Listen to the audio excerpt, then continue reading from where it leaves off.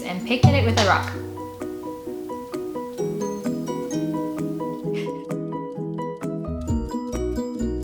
Hi everybody! We are back officially with Scouts. So today we're going to be reading chapter 20. Look, my bookmark is still here from last time. I actually made this. Oh, it's not going to focus. Pretend you could see it. It's like starry, so I figured, match the book. Chapter 20.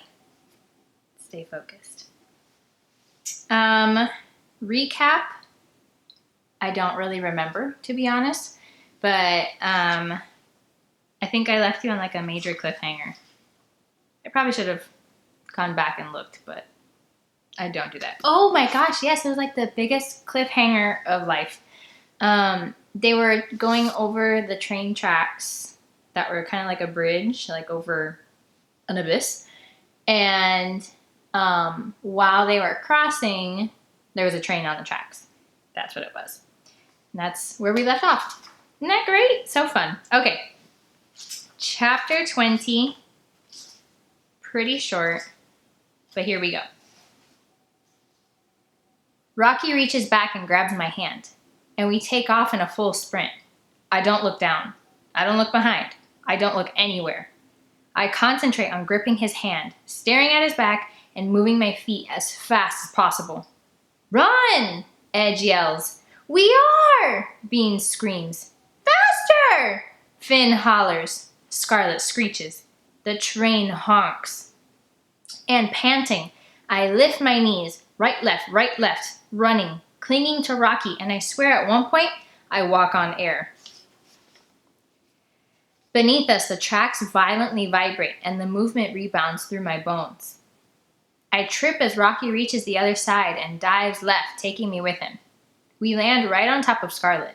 Then Beans lands on top of us. Finn rolls past.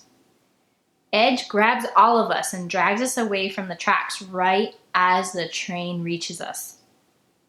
Shaking, I cling to my friends and press my eyes closed. The horn honks again, and the wind smacks my hair and clothes against my body as the train zips past. A good solid minute later, it's finally gone, and Beans is the first to speak. I think I'm deaf. I tune into my own ringing eardrums and think I might be too. Rocky disengages himself from all of us and jumps to his feet. That was awesome! Are you kidding me? Scarlet sucks in a couple of deep breaths. We could have died! Finn jumps in, laughing, wheezing, laughing. Then Edge gets in on it, and the three of them just laugh and laugh. Scarlet and Beans and I slowly sit up, dazed, looking at one another, at them. I'm not sure why, but we start laughing too. Maybe the insanity of this adventure has turned us stark raving mad. As our laughing dies down, we gradually begin to realize there is silver all around us. On the ground, in our clothes, smeared on the trees. It looks like jelly though, like it did on the tracks, as if the rain mixed with it. Automatically, I scan the area for another ball. Without saying a word, so does everyone else. It's like our brains are connected now. Silver gunk, ball, meteor, this way. Come on, Edge says, and we follow him away from the tracks, over a dirt mound, and down into the woods. Pair up with someone and spread out. Yell if you find anything. Beans grabs me. I'm with Annie. Scarlet goes with Edge. Rocky goes with Finn, and I turn to Beans. Where do you want to start? Let's go this way, he whispers, and I wonder what he's up to.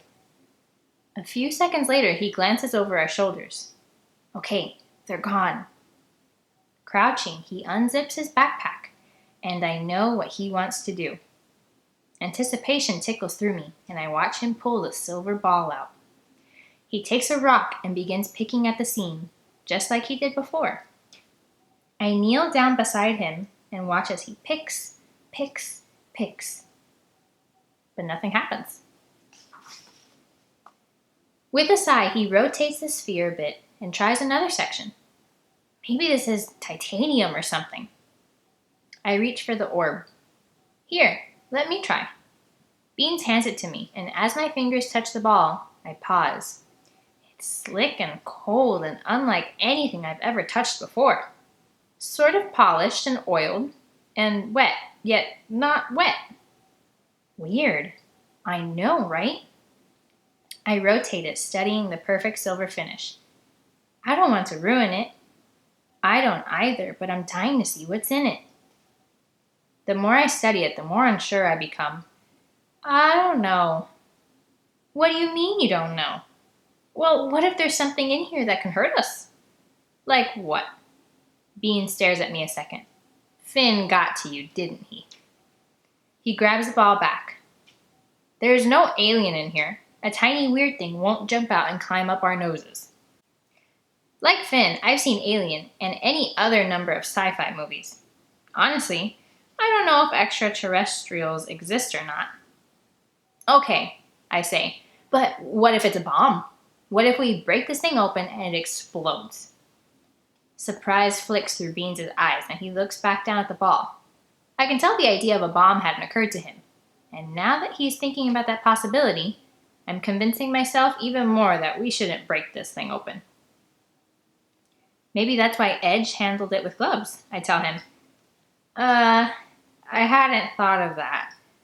Carefully, Beans lowers the ball to the ground and just as carefully takes his fingers off the sphere. Side by side, we stare down at the polished metal. So, what now? I ask. Can't just leave it here. Okay, give me a second. I watch as Beans thinks for a few seconds. Okay, logic. We've tramped through woods and caves and picked at it with a rock. It's obviously sturdy. If it was going to explode, it already would have. Unless it's on a timer. Because on TV, bombs have timers. Beans gives that a second of thought, and just as he's ready to say something, Scarlett's voice cuts through the air. We found it! She yells. And that's it. That's the end of chapter 20. I'm going to let that one be its own standalone, and then I will go ahead and give you chapter 21. I think I owe it to you after all this time. So make sure you jump onto the next video for chapter 21.